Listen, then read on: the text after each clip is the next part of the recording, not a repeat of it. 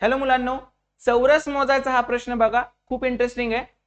बुद्धिबळाच्या पटावर किती चौरस असतात असं त्यांनी विचारलंय. खूप सोप्या पद्धतीने सॉल्व्ह करू. जर आपण पहिलं 2x2 चा घेतला असं, तर याच्यात किती चौरस असतात तर काय करायचं, 1 लिहायचं, 2 लिहायचं. 2 आहेत रकाने आपले. 1 चा वर्ग 1, 2 चा वर्ग 4, टोटल किती झाले 1 आणि 4 5. सेम हीच प्रोसिजर बुद्धिबळात करायची. बुद्धिबळ कितीचा असतो, 8x8 चा असतो बुद्धिबळ. मग 8x8 असेल तर 8 आकडे लिहिणार, 1 2 3 4 5 6 7 आणि 8.